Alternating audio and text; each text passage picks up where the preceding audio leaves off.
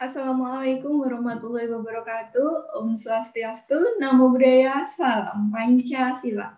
Perkenalkan, saya Ani Suryaningsih dari Universitas 11 Maret Surakarta. Pada kesempatan hari ini, saya ingin menyampaikan terkait dengan materi dasar penyuluhan anti korupsi.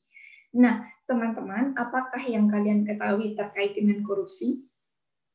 Ya, korupsi, istilah korupsi berasal dari bahasa Latin yaitu corrupere atau corruption atau corruptus. Nah, dari bahasa Latin tersebut kemudian istilah itu diadopsi oleh beberapa negara di dunia.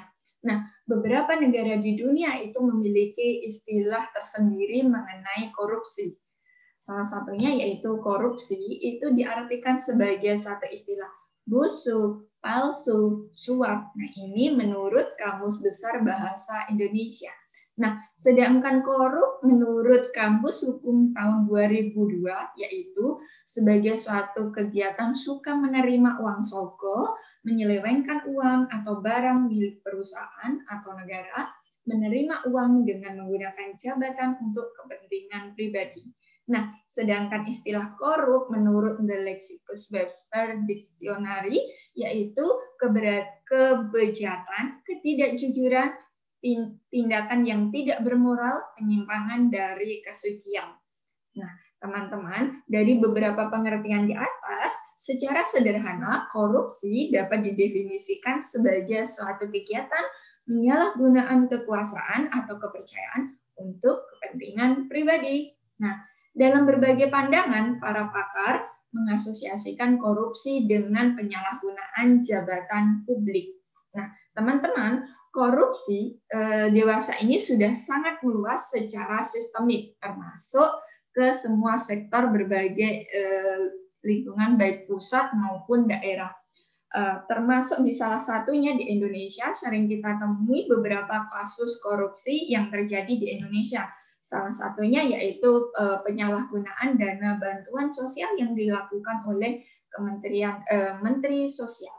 Nah, teman-teman, apa saja sih kelompok tindakan yang bisa dikelompokkan sebagai tindak pidana korupsi?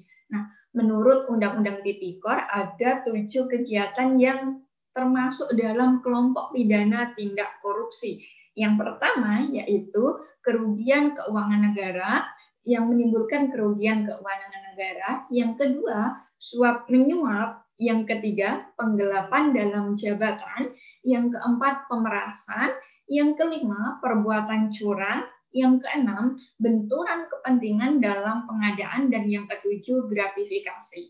Ternyata banyak sekali ya kegiatan yang bisa dikelompokkan ke dalam tindak pidana korupsi ini. Oleh karena itu, tindak pidana ini menimbulkan banyak sekali akibat atau dampak yang merugikan masyarakat. Oleh karena itu, korupsi perlu kita berantas. Nah, sebetulnya pemberantasan korupsi itu apa sih? Nah, pemberantasan korupsi ini sebagai suatu tindakan untuk mencegah dan menanggulangi korupsi sebagai upaya melalui koordinasi, supervisi, monitor, penyelidikan, penuntutan, dan pemeriksaan sidang pengadilan dengan peran masyarakat. Nah, berdasarkan peraturan perundang-undangan yang berlaku yaitu Undang-Undang Nomor 30 Tahun 2002 Pasal 1 butir 3. Nah, berdasarkan undang-undang tersebut telah dibentuk komisi khusus yang menangani korupsi yaitu Komisi Pemberantasan Korupsi.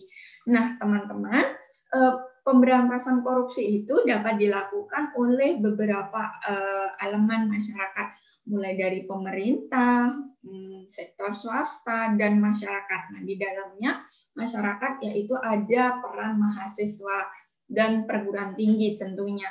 Nah, mahasiswa dapat berperan dalam upaya pemberantasan korupsi baik melalui sosialisasi, melalui kegiatan kemahasiswaan, dan melalui kegiatan tridharma perguruan tinggi.